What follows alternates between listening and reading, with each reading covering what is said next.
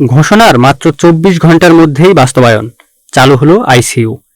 রাজধানীর মহাখালীর সংক্রামক ব্যাধি হাসপাতালে দ্রুত উদ্যোগে চালু করা হয়েছে ৫ শয্যার নিবিড় পরিচর্যা কেন্দ্র। সম্প্রতি হাম রোগের প্রাদুর্ভাব বেড়ে যাওয়ায় হাসপাতালে রোগীর চাপ আশঙ্কাজনকভাবে বৃদ্ধি পায়। বেড সংকটের কারণে অনেক রোগীকে ফ্লোর ও বারান্দায় রেখেও চিকিৎসা দিতে হচ্ছিল। এই পরিস্থিতিতে স্বাস্থ্যমন্ত্রী সরদার মোহাম্মদ সাখাওয়াত হোসেন পরিদর্শনে এসে দ্রুত আইসিইউ চালুর ঘোষণা দেন।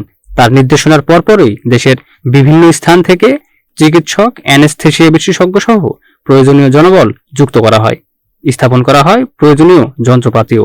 ফলে খুব অল্প সময়ের মধ্যেই প্রস্তুত করা হয় আইসিইউ ইউনিটটি, যা এখন গুরুতর রোগীদের জরুরি সেবা দিতে পুরোপুরি সক্ষম। পাশাপাশি অতিরিক্ত রোগীর চাপ সামাল দিতে পাশের হাসপাতালেও নেওয়া হয়েছে বিশেষ ব্যবস্থা।